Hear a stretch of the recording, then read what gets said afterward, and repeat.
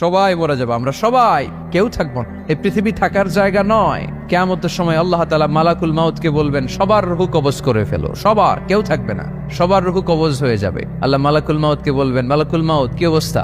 বলবে সব শেষ। মাইয়াব্বা, কে বাকি? মালাকুল মাউত বলবে জিনেরা বাকি, যাদেরকে দেখা যায় না। আল্লাহ বলবেন জিনদেরকেও শেষ করে ফেলো, রূহ কবজ করো। মালাকুল মাউত আজরাইল জিনদের রূহ কবজ করবে। আল্লাহ এবার জিজ্ঞেস করবে, ইয়া মালাকাল মাউত আখবিরনি মাইয়াব্বা, এবার বলো আর কে বাকি? মালাকুল মাউত বলবে, আল্লাহ মানুষগুলো সব শেষ, জিনগুলাও শেষ, এবার বাকি ইবলিস শয়তান। কে বাকি? ইবলিসরেও শেষ করো, ইবলিসও শেষ। আল্লাহ আবার জিজ্ঞেস করবেন, ইয়া মালাকাল মাউতি মাইয়াব্বা, আর কে বেঁচে আছে বলো? মালাকুল মাউত বলবে, আল্লাহ আপনার কথা অনুযায়ী পৃথিবীর সব মানুষের রূহ কবজ করলাম, সব জিনদের রূহ কবজ করলাম, ইবলিসের রূহ কবজ করলাম, এখন আছে শুধু ফেরেশতারা। আছে কারা? যাও ফেরেশতাদের রূহ কবজ করো, ফেরেশতাদের রূহ কবজ হয়ে যাবে। এবার আল্লাহ জিজ্ঞেস করবেন, ইয়া মালাকাল মাউত আখবিরনি মাইয়াব্বা। মালাকুল মাউত বলবে, আল্লাহ আপনার কথা মতো ধরে ধরে সব শেষ, ফেরেশতাও শেষ, 4 জন ছাড়া। কয়জন ছাড়া? জোরে বলেন, কয়জন ছাড়া?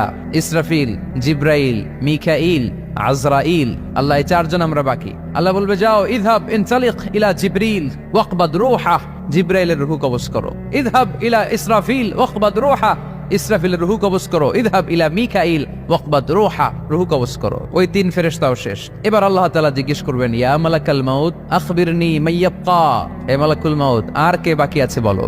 মালাকুল মাউত বলবে, আল্লাহ আপনার কথা মতো মানুষগুলো শেষ, জিনগুলো শেষ, ইবলিস শেষ, আমার বাকি 3 ভাই ইসরাফিল, মিকাইল, জিব্রাইলও শেষ, শুধু আমি, শুধু আমি। আল্লাহ বলবেন, কেউ নাই? মালাকুল মাউত বলবে, না আল্লাহ কেউ নাই। এবার আল্লাহ তাআলা বলবেন, মালাকুল মাউত তুমি তো সবাই রে মারছো, এবার তুমি মরো, এবার তুমি মরো, তুমি মরো। শোনার সাথে সাথে মালাকুল মাউতের কাঁপুনি ছুটে যাবে, খিচুনি এসে যাবে ভয়ে। আল্লাহ বলবেন, কাঁপুনি দিয়ে তো লাভ নাই, কারণ কুল্লু নাফসিন যায়িকাতুল। রাব্বুল আলামিন বলবেন, মালাকুল মাউত কেঁদো না, এটাই দুনিয়ার বিধান, আমি আল্লাহর দেয়া বিধান, এটাই, জন্মালেই মরতে হয়। যাও, জান্নাত জাহান্নামের মাঝখানে একটা জায়গা আছে, জায়গাটার নাম হলো আরাফ। এই আরাফের মধ্যখানে যে দাঁড়াও, ওখানে যে মালাকুল মাউত কাঁপতে থাকবে।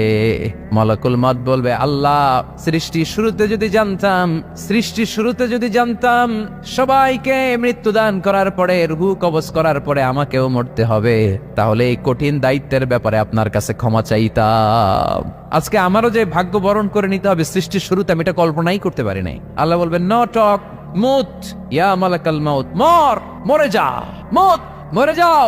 বলার সাথে সাথে মালাকুল মাউতও এক বিকট চিৎকার হাঁকিয়ে মরে যাবে। মালাকুল মাউতের চিৎকারটা সেদিন এত ভয়ঙ্কর হবে, বিষ্ণু ঈসা ইসলাম বলেন, ওই চিৎকারের আওয়াজ যদি পৃথিবীর মানুষেরা কান দিয়ে শুনতে পেত, তাহলে কিয়ামত সংগঠিত হওয়ার জন্য আলাদা করে ইসরাফিলের সিঙ্গার প্রয়োজন হতো না।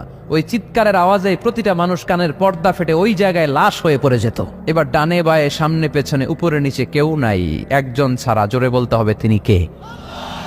আল্লাহ তখন পৃথিবীকে একটা ডাক দিবেন, বলবেন, ইয়া দুনিয়া আইনা আনহারুকি, এই পৃথিবী তোর নদীগুলো কোথায়? ইয়া দুনিয়া আইনা আশজারুকি, এই পৃথিবী তোর গাছগুলো কোথায়? বটতলা।